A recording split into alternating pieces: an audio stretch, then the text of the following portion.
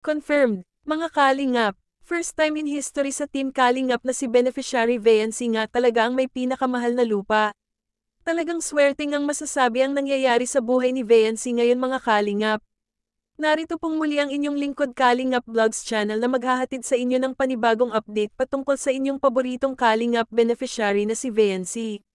At kung bago ka pa lang sa aking munting channel ay huwag maiyang mag-subscribe para lagi kang updated sa Kalingap beneficiary na si Vayancy. At sa lahat naman ng patuloy na sumusuporta, maraming salamat.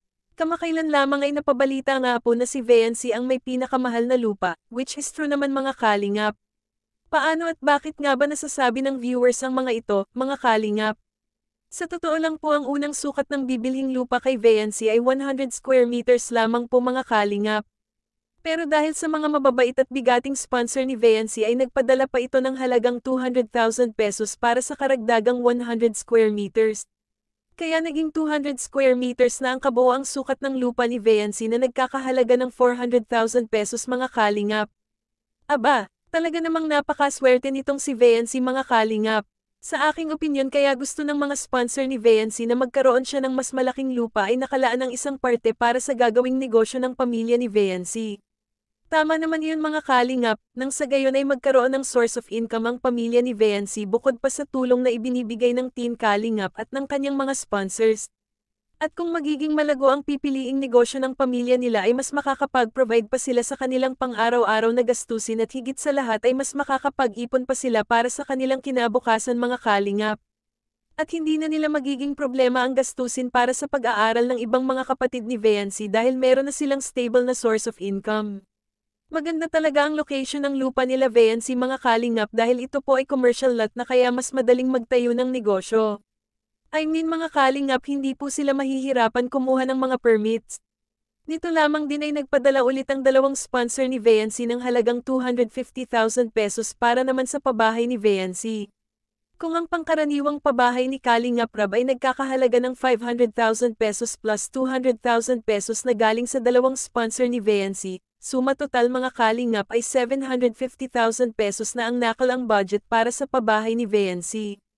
Wow! Napakaswerte nga talaga nitong si Vayancy. Hindi ito magkakalayo sa naging pabahay ng Team Kalingap para kay Carla. Ang sabi nga ni Kalingap Rab ay 3 din ang magiging kwarto ng bahay nila Vayancy. Ang isa dito ay para kay Vayancy para magkaroon din ito ng sariling kwarto katulad ng kay Carla, mga kalingap. Ang pakiusap lang ni Kalingap Rab kay Vayancy ay huwag itong magbabago sa ugali. Kasi ang pagiging mabait niya ang nagbukas ng pinto para magkaroon siya ng mababait at bigating sponsors at mga solid supporters. Sabi pa ni Kalingap Rab ay maging grateful at appreciative lagi sa mga biyayang natatanggap ni Vayancy.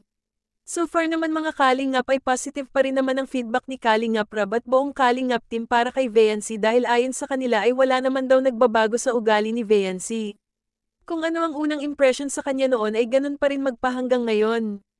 Tama naman mga kalingap na huwag siyang magbabago para tuloy-tuloy pa rin ang maging blessings na dumarating sa pamilya nila. At kung suswertihin pa nga si Vayancy mga kalingap ay baka madagdagan pa ang 750,000 pesos na budget sa pabahay niya. Who knows naman mga kalingap diba, baka meron pang in transit na magpapadala para sa pabahay ni Vayancy. Well, mga kalingap sabay-sabay nating ipanalangin na meron pang mag-sponsor. Well kung wala naman na ay thankful at satisfied naman na ang pamilya ni Vayancy sa kung ano ang ibibigay. Kahit simple lang nga daw ay okay na para sa kanila. Hanggang dito na lang muna po ang aking video mga kakalingap. Maraming salamat po sa lahat ng tumatangkilik sa aking munting channel. God bless po.